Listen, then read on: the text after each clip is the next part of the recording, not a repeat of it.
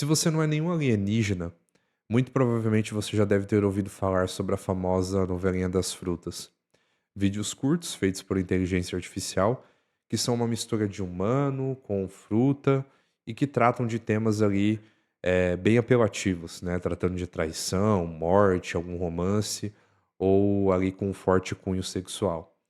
Uma espécie de versão baixo padrão das novelas e do teatro do nosso querido e saudoso Nelson Rodrigues. Mas no vídeo de hoje eu não gostaria de falar necessariamente acerca dos possíveis danos que nós podemos ter com esse tipo de conteúdo, ou os danos que o seu filho poderá ter consumindo esse tipo de conteúdo. Eu gostaria de tratar dos danos que muitas vezes estão velados em conteúdos como esse que já não são uma novidade para nós. Afinal, muito provavelmente, essa novelinha das frutas ela não vai durar por muito tempo. Muito provavelmente ela vai acabar para dar lugar a um outro tipo de conteúdo que, por mais que muitas vezes seja visualmente diferente, ele vai respeitar ali algumas regras que já são, de certa já foram estabelecidas nesse tipo de conteúdo, como o tempo curto, temas apelativos e por aí vai. E isso chama a nossa atenção para um aspecto muito importante. Eu vou deixar linkado aqui na descrição do vídeo um artigo que eu escrevi um bom tempo atrás no Substack, falando sobre a importância de nós voltarmos a contar boas histórias para as crianças. Pois não muito tempo atrás, era muito comum nós vermos crianças que cresceram ali com os seus pais, até mesmo com os seus avós, ouvindo boas histórias, ouvindo histórias da vida de cada um deles. Então, muitas crianças cresceram ali conhecendo a biografia dos seus pais, dos seus avós, dos seus tios, tias e até mesmo dos seus primos mais velhos. E muitas vezes isso fez com que nós crescêssemos dando um devido valor a essa narrativa. E até mesmo dando um devido valor em como nós gostaríamos de contar a história da nossa própria vida. Se você já assistiu algum vídeo anterior meu, você sabe que muitas vezes eu digo e reforço que o ser humano não tem apenas a sua dimensão biológica, apenas a sua dimensão afetiva ou a sua dimensão psicológica. Nós também temos a nossa dimensão biográfica.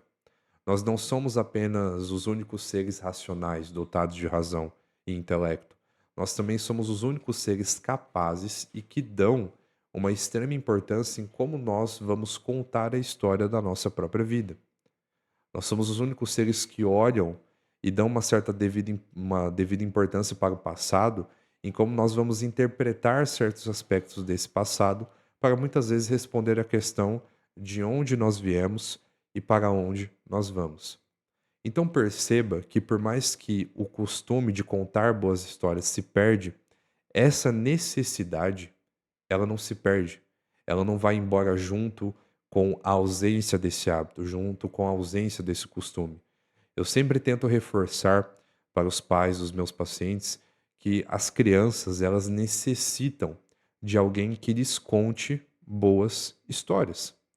Afinal, independentemente do quão porco, do quão podre, do quão ruim possa ser o conteúdo que as nossas crianças, ou até mesmo que nós estejamos expostos, cada um desses conteúdos, por pior que eles sejam, sempre precisam estar envoltos de uma narrativa, sempre precisam estar envoltos de alguma história.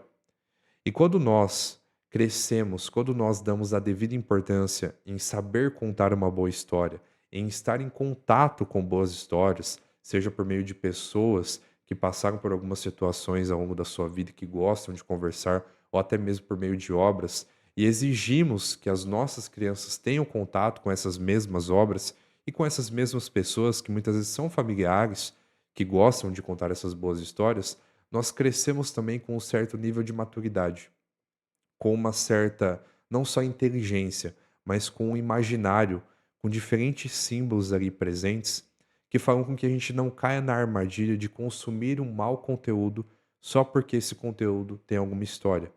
Nós temos a chance de poder diferenciar um bom conteúdo, de nós diferenciarmos uma boa forma de passar esse conteúdo de uma forma ruim. Afinal, como os próprios gregos acreditavam, a arte, ela é a forma. Então a forma, ela conta muito, né? Não adianta nada você ter ali, de certa forma, um conteúdo, por assim dizer, bom, se a forma com a qual ele é passado é uma forma ruim. Então, como eu disse, essa novelinha das frutas e vários outros tipos de conteúdo, que possuem essa mesma essência, eles sempre estarão presentes na nossa vida e na vida dos nossos filhos, porque nós sempre teremos a necessidade de ouvir boas histórias e estar em contato com boas histórias.